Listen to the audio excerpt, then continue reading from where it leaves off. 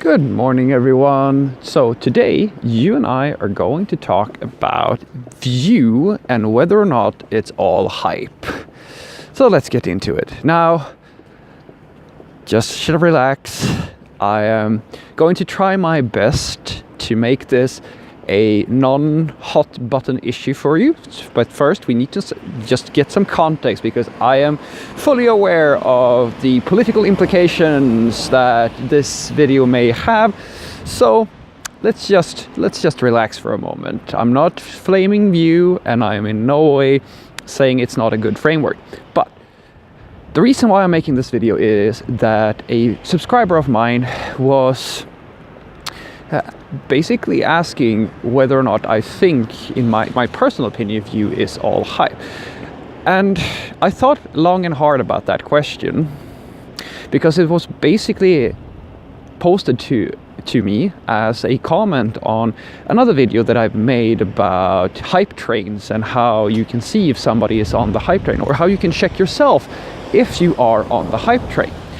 And as you can probably imagine, this question is a very loaded question. But I did reply with my personal opinion on this topic, and I also went one further, and that's what I'm going to share with you in this video. So first and foremost, let's make a little bit of a assumption here. Let's assume, for the sake of argument, that there is such a thing as a hype train. What do I mean by that? Well, you see, hype is really only, in my opinion, a way that we like to define something that flares up and burns out very quickly. Because we have this notion of what is success, what success is basically. What is something that is not a hype thing? Well, is React a hype thing? Some would argue yes. It depends on your perspective. Is Ed Sheeran a hype thing? Well, he's famous and he's fairly stable, but is he hyped? Is he going to be remembered in 10 years or be as popular? No, most likely not. Or maybe he will be. And this goes for anything. You see, the thing that I kind of think that we forget when we talk about hype trains is that hype is, to me, it's just like a firework. It is something that flares up very bright, makes everybody excited, and then fades fairly soon. And that's what at least that's the way that I think people define it. That's what a hype train is. It's something that doesn't stick around or becomes a stable, popularized thing that is just something that stays around for a very long time. Think about it this way. In JavaScript, most things are hype trains. And almost every tool that you use is a hype train. In Java as a language is, per a lot of people's definition, not a hype train, because it has stabilized over time. It's sticking around.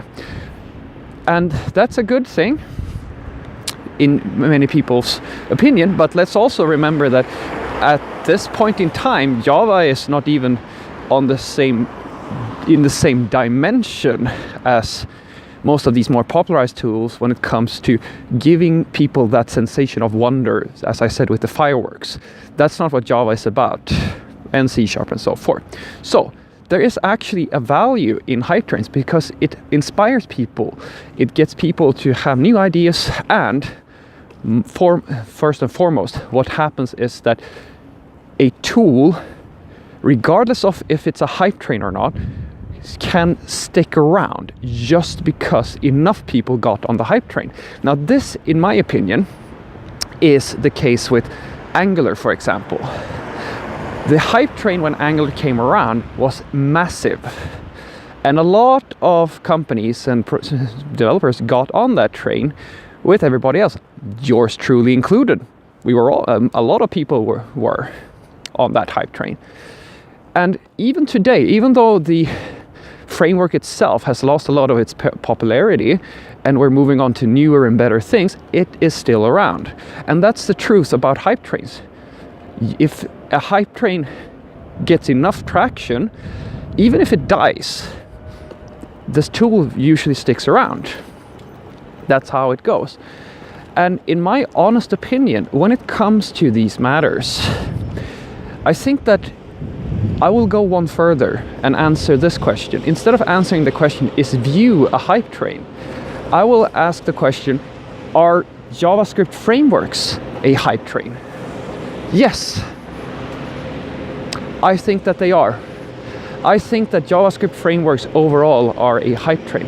And let me tell you why. In order for this to make any type of sense, I have to explain to you what I believe that the web is searching for. That we as web developers have been looking for since the browser kind of came around, or rather not the browser itself, but maybe more accurately stating that I think that this is the thing that you and I and everybody else has been searching for since the HTML standard came around. You see, the problem we've had for so long is that we have a visual component structure, which is the HTML standard. The issue with this standard is that it requires you and me and everybody else to build the things that we need, the visual components that you and I need for our applications from scratch every single time. It means that you and I and everybody else needs to remake the same thing over and over and over in order to produce these visual components that we want to show on our interfaces. And because we need a richer and richer environment, or a richer experience for our users, we added JavaScript. And we realized that with JavaScript, we had a new level of power in terms of creating these custom elements and custom components that behaved in the various ways. So the HTML standards couldn't really keep up. That's where these JavaScript frameworks came into play, because with these frameworks, we could actually create reusable components, visual elements that were much richer than what the standard was actually designed to do from the get-go. And we could start enriching the experience of the interfaces, basically starting to approach native feels. Now, this also meant that a lot of people had different opinions on how to actually do this. And that's where all this entropy is coming from. That's where all these different frameworks are starting to have a little bit of a competition between themselves. Which one is going to be the most popular? Which one is going to attract the most most amount of people? And which one is going to? It's just basically a popularity contest. And if you ask me who's winning that competition, I'm going to tell you that it's React. And I say this with a lot of confidence because React is today the only framework that has a brand that transcends the web. Angular, Vue, Aurelia, all these, or Backbone, Ember, whichever you want to pick. Most of these frameworks, if not all of them, are very niched and specialized at the web. Unfortunately, they are still not on the web platform, they're still not as popular as React. And Facebook, they've already created an entire ecosystem of tools such as Jest, React Native, and they're breaking ground in VR very soon, I'm pretty sure. So like that popularity contest is very dominated by Facebook at this point in time. But what I said earlier is still true. I think that even though this framework war we have with JavaScript is happening, I think it's going to lead to something better. It's going to take a while, but I think what's going to happen is that you and I and everybody else are going to get fed up. And some of us already are. We're going to get fed up with these frameworks and all these different tools that we need in order to make things work in the browser. Because what we wanted from the start was not these frameworks. We wanted a way, we still do, to use the HTML standard to enrich our UIs. That's the limitation. The limitation is that we don't have what we need in order to create custom elements, scope things, create modularized components that we can ship to and be sure that it's going to work the same way in every browser. That consistency is what we're all after.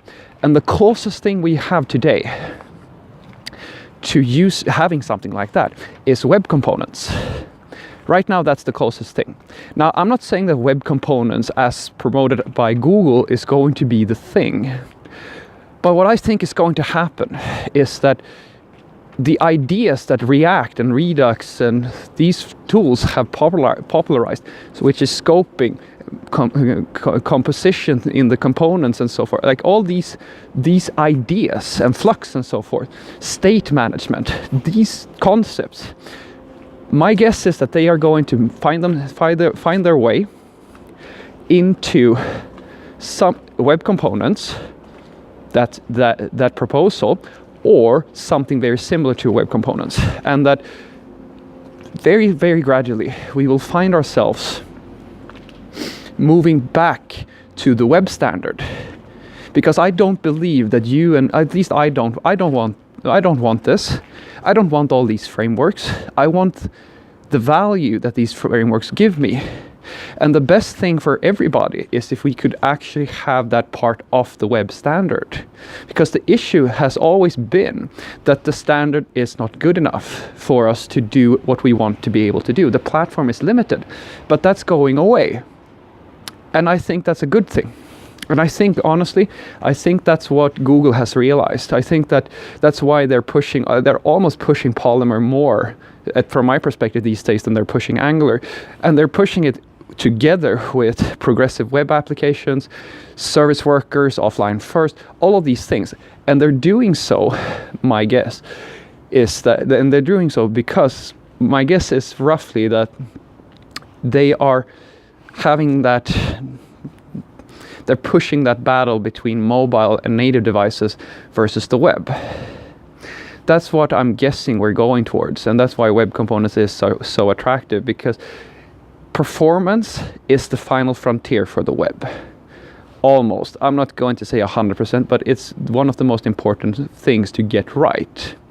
And if we can get away from these web frameworks and have a development experience and a platform virtually that allows us to be as fast and as happy basically as most of the native device developers, then the web is going to win. And that's what I think Google have realized. They've realized that in order for them to keep people on the web, they need to start with the developers. The developers need to be very comfortable and very happy on the web platform. And we're getting there very soon. But, as I said, in order for us to get that performance and get that consistency, we need to have a standard that we can all agree on and that feels as good as whatever flavor, if it's Vue or React or Angular, whichever you prefer. We need that, and I think it's coming. It's not going to come quickly because standards take a lot of time, but I think that's the way things are moving. I really do. It makes sense, because usually what happens is that something gets to be a hype train. It gets really, really hyped. It gets really, really popular, and then it dies down. People get fatigued. People get tired because of all the hype, and then the standard catches up. And if you look at the trends and the improvements that have happened in the browser for the past 10 years, I hope you can see the same thing that I'm seeing. I'm seeing that these new innovations, these new hype trains, are moving the standard. We are inspiring the standard to become better. And that's what I think Vue and Angular and React are bringing to the table. That's the value. They are not the end. They are just the beginning.